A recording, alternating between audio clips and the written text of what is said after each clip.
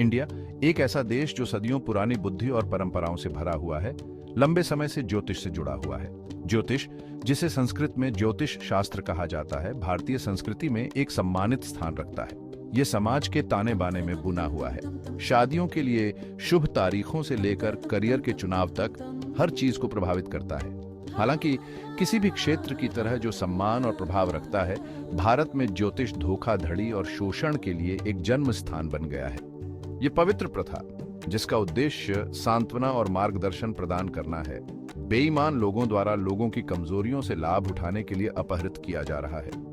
Mass media, खासकर television और internet के उदय ने इस मुद्दे को और बढ़ा दिया है, जिससे इन धोखेबाजों को अपने धोखे फैलाने के लिए एक व्यापक मंच मिल गया है।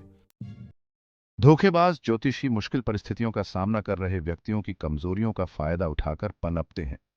वे उन लोगों को निशाना बनाते हैं जो समाधान के लिए बेताब हैं, झूठी उम्मीद और एक उज्जवल भविष्य का वादा करते हैं। चाहे वह एक संघर्षरत व्यवसायी हो, एक दिल टूटा प्रेमी हो या चिंतित माता पिता हो, ये घोटालेबाज उनकी हताशा का शिकार करते हैं। वे अक्सर विस्तृत वेबसाइट और सोशल मीडिया प्रोफाइल स्थापित करते हैं, चमत्कारी क्षमताओं और संतुष्ट ग्राहकों से प्रशंसा पत्र का दावा करते हैं। ऑनलाइन प्लेटफॉर्मों के उदय ने इन धोखेबाजों के लिए गुमनाम रूप से काम करना और भी आसान बना दिया है, जिससे अधिकारियों के लिए उन्हें ट्रैक करना चुनौतीपूर्ण हो गया है। ज्योतिष के क्षेत्र में नियमन और निरीक्षण की कमी समस्या को और बढ़ा देती।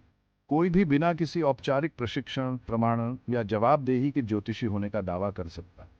पीड़ित अक्सर खुद को कर्ज और निराशा में डुबोते हुए महत्वपूर्ण रकम गंवा देते हैं।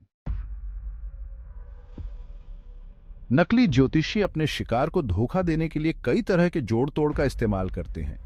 वे अपने ग्राहकों की भावनाओं और कमजोरियों का फायदा उठाते हैं, जिससे वे अपने जाल में फंस जाते हैं। एक आम रणनीति में डर और चिंता पैदा करना शामिल है। वे अपने ग्राहकों को यह विश्वास दिलाते हैं कि उनके जीवन में कोई बड़ी समस्या आने वाली है।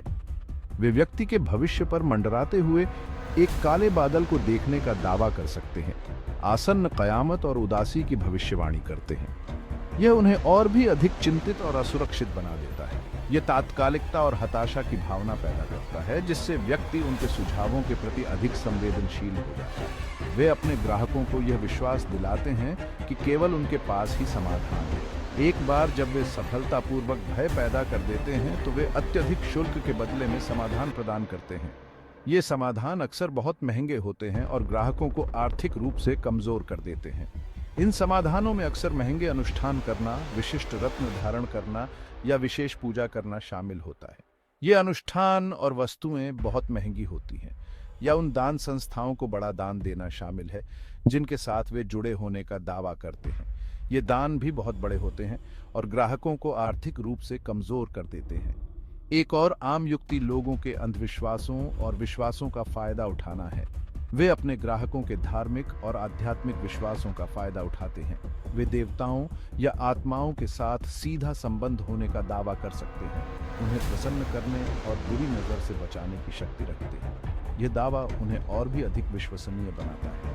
वे तुरंत परिणाम का वादा करते हैं, ये दावा करते हुए कि उनके उपाय उनके जीवन में चमत्कारी बदलाव लाएंगे। ये ग्राहकों को और भी अधिक आशान्वित और उत्साहित करते हैं। हालांकि ये वादे पीड़ितों को बांधे रखने और अधिक के लिए वापस आने के लिए डिजाइन किए गए खोखले शब्दों से ज्यादा कुछ नहीं करते। अंत में ग्राहक निराश और ठगा हुआ महसूस करते हैं, लेकिन तब तक वे पहले ही बहुत कुछ खो चुके होते हैं।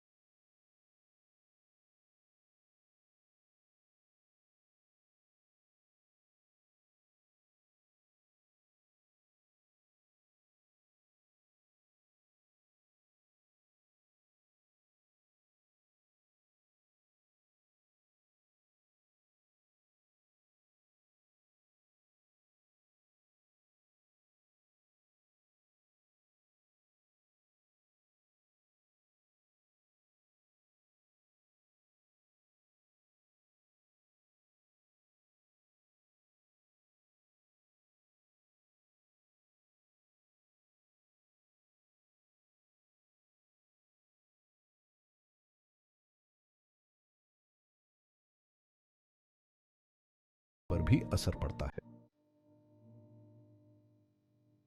इन घोटालों का शिकार न बने। ज्योतिषीय धोखाधड़ी से बचना महत्वपूर्ण है। ज्योतिषीय धोखाधड़ी को पहचानने और उससे बचने के लिए संदेह, आलोचनात्मक सोच और जागरूकता की एक स्वस्थ खुराक की आवश्यकता होती है। यह समझना जरूरी है कि हर कोई जो ज्योतिषी होने का दावा करता है वह सच्चा नहीं होता। याद रखें, अगर कोई ऑफर बहुत अच्छा लगता है तो सच होने के लिए यह शायद है। ऐसे प्रस्तावों से सावधान रहें जो अवास्तविक वादे करते हैं। उन ज्योतिषियों से सावधान रहें जो विशिष्ट परिणामों की गारंटी देते हैं। कोई भी निश्चित रूप से भविष्य की भविष्यवाणी नहीं कर सकता। भविष्यवाणी करना एक जटिल प्रक्रिया है और इसमें कोई निश्चितता नहीं होती। उन लोगों से सावधान रहें जो आप पर पैसे के लिए दबाव डालते हैं। वास्तविक ज्योतिषी डराने की रणनीति का सहारा नहीं लेंगे या आपको जल्दबाजी में निर्णय लेने के लिए प्रेरित नहीं करेंगे। वे आपको सोचने और निर्णय लेने का समय देंगे। साथ ही अगर वे निजी सामान मांगते हैं तो संदेह करें। ये अक्सर पीड़ितों को हेर फेर करने के लिए घोटालों में उपयोग किए जाते हैं। निजी सामान मांगना एक लाल झंडा हो सकता है। किसी भी ज्योतिषी से परामर्श करने से पहले पूरी तरह से खोजबीन कर लें। इंटरनेट पर उपलब्ध जानकारी का उपयोग करें और विभिन्न स्रोतों से जानकारी प्राप्त करें।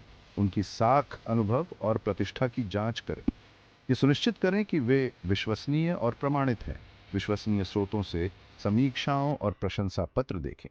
अन्य लोगों के अनुभवों से सीखें और उनके फीडबैक पर ध्यान दें। अगर आप अपने जीवन में कठिनाइयों का सामना कर रहे हैं तो चिकित्सक, परामर्शदाता या वित्तीय सलाहकार जैसे योग्य पेशेवरों से मदद लें। ये पेशेवर आपकी समस्याओं को समझने और उनका समाधान खोजने में आपकी मदद कर सकते हैं।